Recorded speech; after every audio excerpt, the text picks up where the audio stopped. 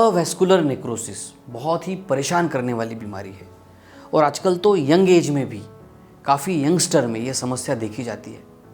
अचानक से समझ में आता है, अचानक से रिपोर्ट पे लिख के आता है कि आपको अवैस्कुलर नेक्रोसिस हो गया है।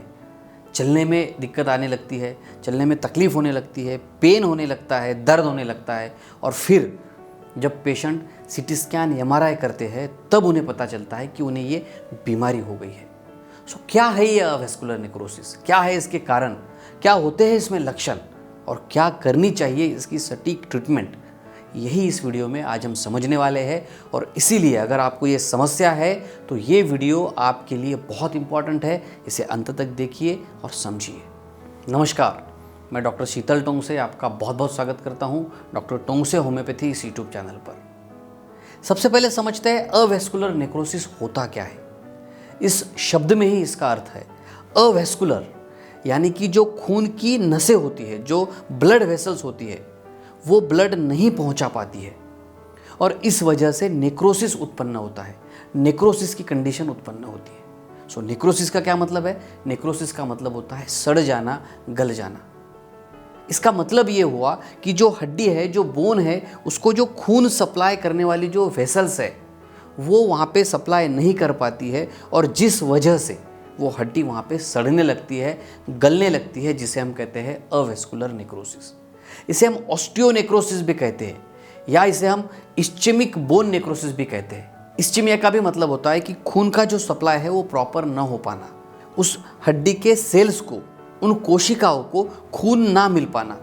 ये जानना बहुत ज़रूरी है। हमारे शरीर के हर कोशिका को, हर सेल को खून की ज़रूरत होती है और अगर वो खून प्रॉपरली ना मिले तो उस वजह से वो सेल मर सकती है।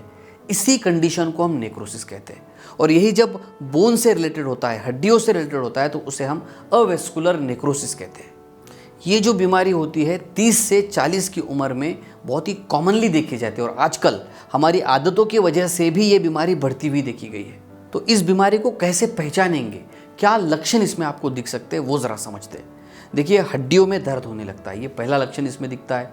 आपकी हड्डियाँ, आपके बोन्स कमज़ोर होने लगते हैं, आपके जोड़ों में दर्द होने लगता है और सबसे इम्पॉर्टेंट लक्षण जो इसमें दिखता है वो होता है चलने में और मूवमेंट करने में दिक्कत मालूम पड़ती है, तकलीफ होने लगती है, परेशानी होने लगती है। सबसे ज़्यादा प्रभाव जो अवैस्कुलर नेक्रोसिस का होता है वो होता है कुल्ले में। कुल्ले की जो हड्डी है ज़्यादा इससे प्रभावित होती है और इस वजह से कुल्ले में दर्द ये एक आम समस्या होती है और जांघों तक के भी, जांघ में भी दर्द इससे पहुंचता है।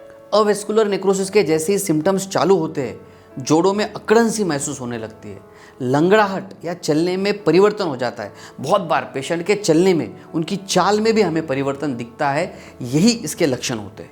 सो क्या इसका कारण है, क्यों होता है ये अवैस्कुलर नेक्रोसिस, इसको ज़रा समझते हैं। वैसे देखा जाए तो एग्जैक्ट कॉज, एक्यूरेट कॉज इसका अभी तक नहीं पता चला है, लेकिन कुछ ऐसे रिस्पॉन्सिबल कारण हैं जिनकी वजह से ये बढ़ सकता है। कुछ संभावित कारण हैं। अगर आप ड्रिंक करते हैं, बहुत ज़्यादा शराब पीते हैं, तो हो सकता है अवैस्कुलर नेक्रोसिस की समस्या आपको बढ़े। अगर आपको चोट लगती है, स्पेशली कूल्हे के जॉइंट में अगर आपको चोट लगती है तो ये समस्या आपको हो सकती है। कुछ पेशेंट्स में पाया गया है कि स्टेरॉइड्स अगर ज़्यादा प्रमाण में वो लेते हैं तो भी अवैस्कुलर नेक्रोसिस की समस्या बढ़ सकती है।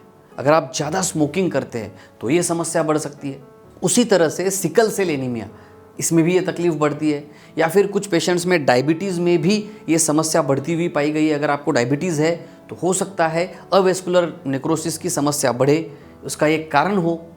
उसी के साथ साथ कुछ बीमारियां हैं, जैसे HIV है या फिर हाई कोलेस्ट्रॉल अगर आपको है या फिर आपको कुछ रेडिएशन की या कीमोथेरेपी जैसी ट्रीटमेंट शुरू है, तो ऐसे कंडीशंस में भी अवैस्कुलर नेक्रोसिस की समस्या बढ़ सकती है। उसी तरह से कुछ पेशेंट्स में जेनेटिक, आनुवंशिक कारण भी पाया गया है।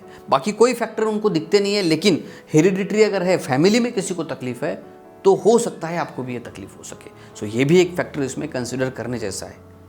अब सबसे ज़रूरी होता है इसके ट्रीटमेंट के बारे में। क्या है इसकी ट्रीटमेंट?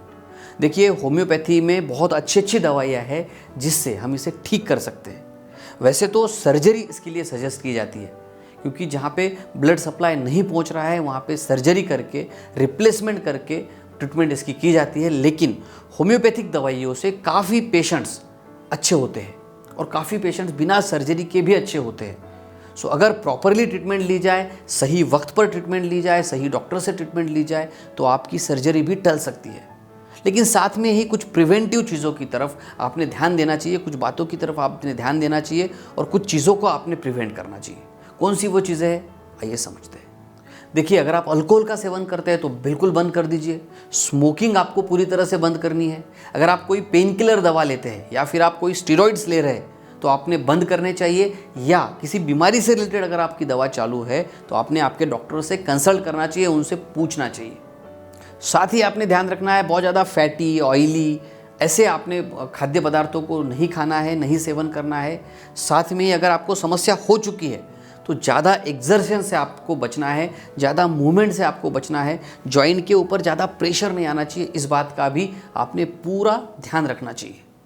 उसी के साथ साथ पर्याप्त मात्रा में रेस्ट ये भी ज़रूरी है, और अच्छा हेल्दी डाइट ये भी आपके लिए ज़रूरी है। सो आशा करता हूँ ये वीडियो आपको ज़रूर पसंद आया होगा। अगर आप होम्योपैथिक ट्रीटमेंट लेना चाहते हैं तो आप किसी अच्छे डॉक्टर को दिखाइए, या आप मुझसे भी कंसल्टिंग कर सकते हैं। मेरा व्हाट्सएप नंबर मैंने नीचे दिया है। सो इस बीमारी से घबराइए नहीं, इसका ट्रीटमेंट कीजिए, इसके कारणों तक पहुँचिए और इसको जड़ से ख़त्म कीजिए। सो हंसते रहिए, मुस्कुराते रहिए।